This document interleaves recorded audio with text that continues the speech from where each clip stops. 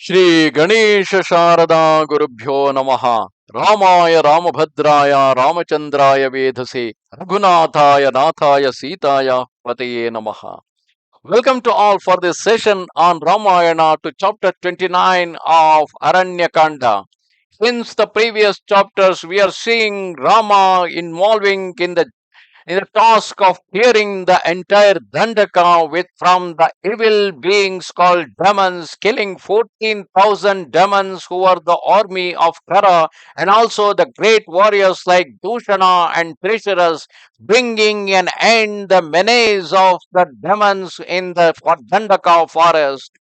Then and he while he was fighting with Kara, he also cut off his bow, destroyed his charioteer, as well as the steeds which are associated with his chariot.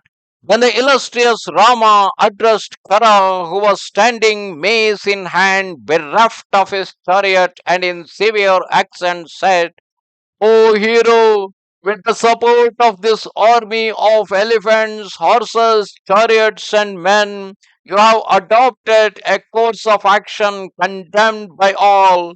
He who inflicts pain on others by oppressing them, who is ruthless and engaged in evil deeds, will never know happiness, even though he be lord of the three worlds.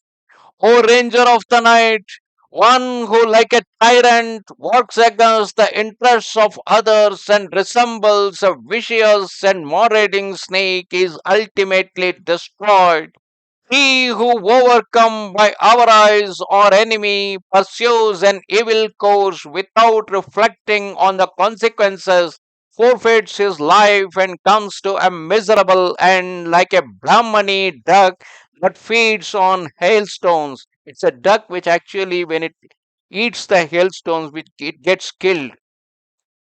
O Titan, how can you evade the consequences of the murder of those ascetics dwelling in the Dandaka forest, enhancing their merit by the practice of virtue? Even if they attain to sovereignty, the wicked engaged in cruel deeds, condemned by all men, do not enjoy it long, but fall like trees, though whose roots have been severed. O dweller in the forest, as in its proper season, the tree puts forth its flowers, so is the course of time. Evil actions produce bitter fruit. As a man who swallows poison soon succumbs, so does the sinner swiftly reap the fruits of his evil actions. It is to put down the instigators of evil, the oppressors of others, that I, under the orders of the king, have come here. Today my shining arrows shall penetrate your flesh as serpents enter an ant heap, and you shall follow in the wake of those virtuous ascetics inhabiting the forest, whom you have slain without provocation.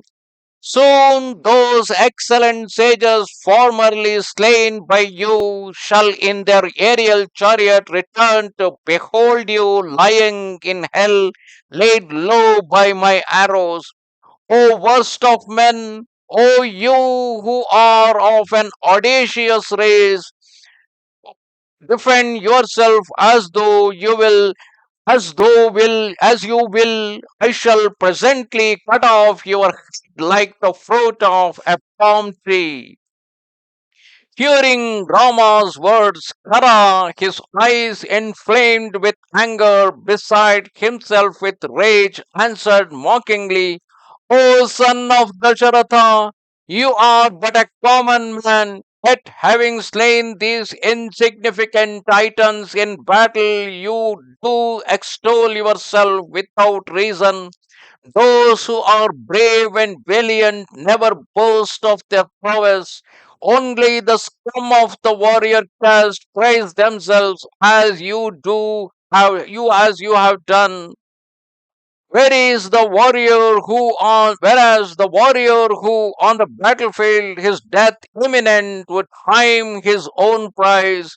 You have revealed your worthlessness by this self glorification as brass wearing the semblance of gold reveals its true value in a fire of kusha grass.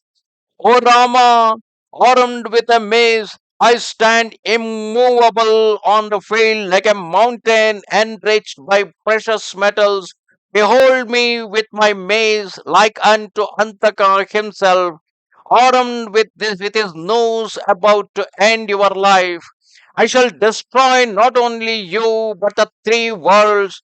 I could utter more, but refrain.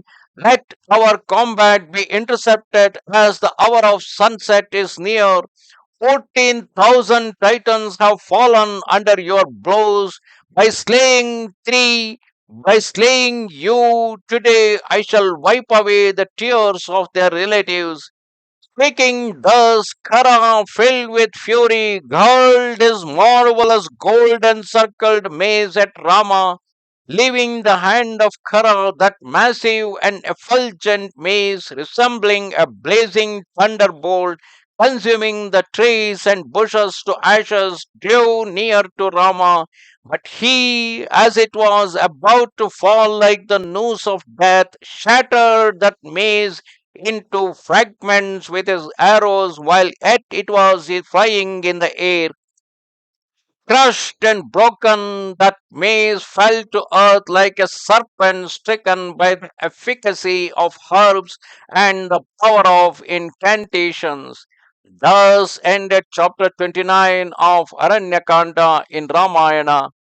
Namaste Sharada Devi Kashmira Puravasini Twamaham Prarthaye Nityam Vidya Danancha Dehime. Bye.